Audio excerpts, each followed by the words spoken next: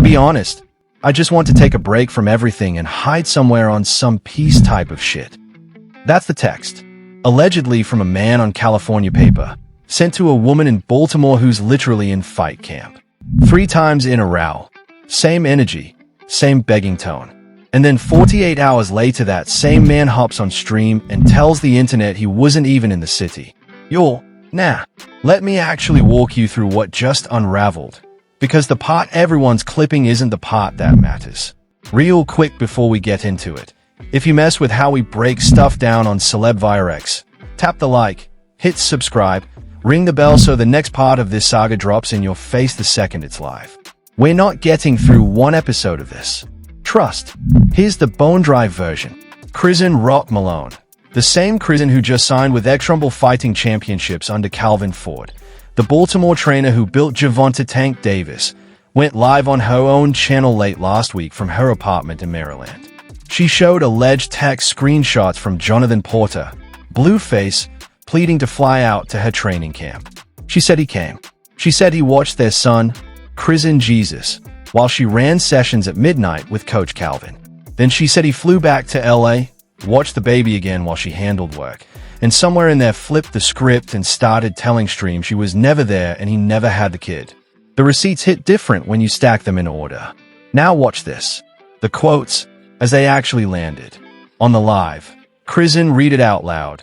Calm as a Sunday. He don't like the fact that I have a busy schedule, that I have to be with Coach Calvin, train at 12 a.m.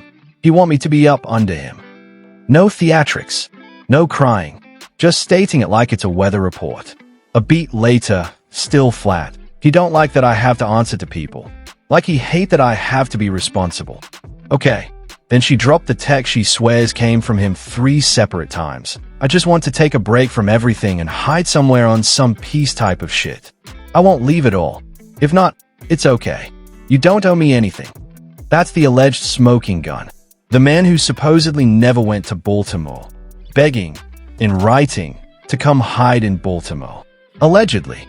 Her caller, a friend who sounded like he'd had this exact conversation with her 10 times already, kept saying the same thing. You know the pattern better than any one of us could ever know. Dry, tired, almost protective. The kind of you good you only get from people who've watched the cycle spin for years. And then the line that's gonna live in the comments for a month, his oil and water. We don't mix. He served the world. I serve God. Wild. I'ma be honest. I had to rewind that part twice. Not because it was loud, because it wasn't. That's the new Chrisean voice. No screaming. No crashing out. Just a woman reading text messages like she's reading evidence into a record. Putting the calendar in order. So the friend on the phone keeps pushing the timeline gently. And once you line it up, the picture gets uncomfortable for the other side. Porter walked out of a California prison in early November 2025 after roughly 2 years inside on the 4-year sentence tied to the 2022 Vegas shooting case. Free man. Conditions attached, obviously. By the time spring 26 rolled around, Chrisean was deep in real boxing. Not Zeus Network boxing. Not celebrity card boxing. Calvin Ford is the guy whose stable is literally the reason Gervonta exists. CBS Baltimore confirmed Ford had her in the gym months before her debut. The man does not waste representatives on novelty acts. April 25th, she made her pro debut against Zenith Zion in Philadelphia under X-Rumble. After that, she went straight back into camp for what she's now calling her August 22nd follow-up. That part's important. She's not on a press tour. She's in a real fight camp in a real boxing city, training a real schedule, with a real coach who runs world champions. Meanwhile, on the other coast, that deleted and reposted pattern is doing what it always does, telling on itself. Hold up. Back up. The part one keep getting stuck on is this. She's saying he didn't just come to Baltimore once. She's saying it was a week straight. Practice at midnight, baby at the crater, dad on watch. And the texts she showed are dated before she allegedly cleared him to come. That's not a man being framed by an ex. That's a man on supervised release allegedly asking, repeatedly, in writing, to leave his approved travel zone. If that's real, that's not a content dispute. That's a probation conversation. She said it herself on stream, almost under her breath. You got a pass to be on tour. You got no stops in Baltimore. That one line might be the loudest thing she said all night. The fragments nobody is zooming in on. Behavioral forensics first. Notice how she keeps reaching for scripture mid-sentence. Proverbs 4 and 5. Pharaoh and Moses, come out among them and be separated. That's not random. Watch any of her last 6 months of streams and you'll see the same pivot. The faith framing is doing two jobs at once. It's a real anchor for her, and it's a legal adjacent firewall. Every accusation gets cushioned with allegedly. I think that's what it's giving. That's a person who has been sued before or coached by somebody who has. She's not freestyling. She's testifying. Visual forensics. The detail that broke her wasn't the cheating accusation, wasn't the social media slander, wasn't even the lying on stream. It was a closed door. She said she came back from a late session, banged on the door, no answer, called the phone, called the cameraman they called 3. Found out the baby was upstairs alone in a room, grandpa asleep downstairs, dad gone, no text, no warning. That's the frame that ended it for her. Not the drama, the silence behind the door. Legal forensics. California parole conditions for violent offense releases routinely include travel restrictions outside the approved jurisdiction and the approved purpose. She's not just venting when she says, "I'ma tell your PO where you really was." That's a documented threat in a public live, with screenshots she's presenting as evidence. Whether the texts hold up to verification is one question. Whether a parole officer scrolling X this week notices the clip is a completely different question. Audio forensics. Listen back to her voice during the Trey callback. Listen to where it cracks. Not when she's talking about him lying. Not when she's reading the texts. It cracks once. When she says, "Baby had no clue Blueface was going to leave his son with you." That's the tell. The hurt isn't ego. It's maternal. Real talk. That one beat is the whole script. How the rooms are spinning this. Here's where it gets interesting, because the framing split is already happening in real time. The shade room is running it cautious, co-parenting struggles, sources close to, a soft headline that lets you draw your own conclusion. They want the clicks without the lawsuit. Hot New Hip Hop has been parked on the paternity angle for over a year. Their lane is, Blueface keeps denying, Chrisean keeps producing. The grandparent in a kit saga, the not excluded results, the back and forth, that's the file they keep open. So for them, this latest live isn't a new story. It's a new chapter of an old one. Then you got the gossip aggregator tier on Facebook and IG Reels framing it as Chrisean exposes Blueface. Full stop. No nuance. Comment section already at war. Here's the Steelman for the other side, because I'ma give it to you straight before I take it apart. The counterread goes, Chrisean is a content creator now too. She runs a stream. She gets paid by the hour to be on camera. So when she goes live with screenshots, maybe she's the one converting a private dispute into monetized footage. Maybe Porter saying she wasn't there was him trying to protect the location, the way she claimed she was protecting his probation. Maybe the whole thing is two streamers playing chicken with each other's brand. I hear it. I almost bought it for 10 seconds. But here's where that argument falls apart.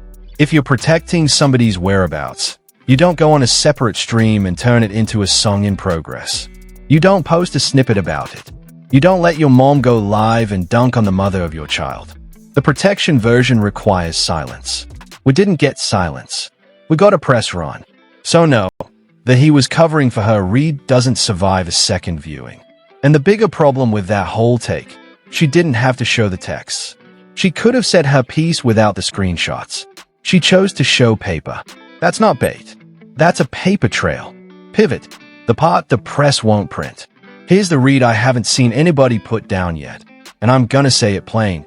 This isn't a baby daddy fight. This is a label mechanics fight wearing a baby daddy costume. Stay with me. Porter came home in November to a completely changed economy. The streaming gold rush he left behind has matured. Kick deals are smaller. The Zeus Network reality money he used to print is gone. Zeus pivoted. The audience moved on. And the same brand of chaos that made him a household name in 2022 reads as exhausting in 2026. Meanwhile, the woman he used to be famous with came home from her own personal hell, signed with an actual sanctioning body, started training under a coach with world title pedigree, and pivoted into a category, women's professional boxing, that has real cable and streaming money behind it right now. So now it's a leverage problem. He needs her platform more than her platform needs him. The math flipped while he was inside. And that math is what every "I miss you, can I run to you" text is actually about. It's not love. It's not even custody. It's bandwidth. It's reach. It's the ability to be on a screen people are still paying attention to. Watch how she said it, and listen because she basically diagrammed it for us. He want my mind, my money, and my access. That's a business sentence. That's the sentence of a woman who read the spreadsheet and walked out the meeting. So when she hits the line, "I'm building in secret what Blueface is capable of," that's not a flex. That's a thesis. She's saying, the platform he thinks belongs to him because he co-built it is now mine, alone, and the only way back in is through me, and I'm not opening the door. A few sharper jabs while we're here. The "she's just being dramatic" crowd hasn't accounted for the fact that her training schedule is publicly verifiable. X-Rumble dates, weigh-ins, Coach Calvin's IG, CBS Baltimore segments. You can't fake a fight camp. You show up or you don't make weight. The "He's a changed man" crowd has to explain the deleted then reposted denials on his own streams within the same 24-hour window. Receipts run both ways. They're both content creators. Both wrong crowd is doing the both sides cop-out, and you'll got to stop with that. One person is in a gym at midnight. The other person is on a stream from a couch. Equating those is lazy. And the Carlos has said it's not even his baby camp has been told, by a lab, that the results came back not excluded. Which in paternity language means the man is in the pool of possible fathers at a probability the courts treat as a yes. You all know what not excluded means by now. Stop pretending. The mainstream read says this is just another Chrisean Blueface news cycle. My read says this is the cycle ending. Quietly, in a Baltimore living room, with a phone propped on a backpack and a woman closing a chapter on stream while her son sleeps in the next room. That's the difference. Where this lands, where it breaks, and what's left in 5 years. The path most likely to actually play out. She goes radio silent for the next 4 to 6 weeks. No live address. No reaction videos. The August 22nd card hits. She shows up to the weigh-in lean and locked in, and the whole timeline pivots to fight coverage. The drama recedes because the gym is the alibi. Watch how fast the narrative resets the second a real boxing outlet, DAZN, ESPN, Triller, runs a feature on her camp. The gossip rooms can't compete with a sanctioned sport. They never could. The path that flips the table. A parole conversation happens. Whether it's quiet, whether it's official, whether it's a formal violation or a stern phone call, that decision lives with one supervising officer in Los Angeles County, and that officer doesn't run their decisions through TMZ. If even one of those alleged out-of-state trips gets logged into the wrong column, the whole streaming content creator pivot for the other side becomes legally complicated overnight. Don't be shocked when somebody's lawyer files a motion the press doesn't catch for 3 weeks. The aftershock 5 years out. This is where it gets cultural. Because what we're watching, in slow motion, is the first generation of reality TV to boxing crossovers figuring out that the messier girlfriend to redemption arc pipeline actually pays better than the messier boyfriend to aging rapper pipeline. The Chrisean blueprint. Get clean, get faith, get a real coach, get a real federation, is going to be copied. Watch. By 2030, there will be 3 more reality stars on real fight cards, and the men who tried to keep them small will be the footnote. By the next election cycle, expect the trades to treat Chrisean Rock versus ___ as a legit pay-per-view undercard property. The next 18 months will be the proof. And the prediction nobody wants to put down. The other side doesn't recover from this particular live. Not because she dragged him, because she didn't. She just read the texts and got off the call. The energy of the takedown was so low temperature that there's nothing to react to without looking guilty. He can deny. He can drop a diss. He can put on the mask. The internet already saw the screenshots. That's the trap. The quieter she gets, the louder his denials sound. Last thing, then we out. When she said the old Chrisean died, bro, she said it twice, almost as a whisper, almost talking to herself. That wasn't a soundbite for the clip channels. That was a person clocking out of a relationship they spent half their 20s trying to fix. And the brutal thing about that kind of clocking out is it doesn't come with fireworks. It comes with a chicken salad and a workout and a closed phone. You all saw it happen live and most people missed it. Hit the like if you all caught what I caught. Subscribe so the next breakdown finds you the second it drops.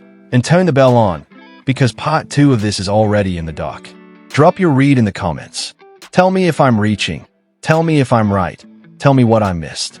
You'll keep this thing alive. Let's go.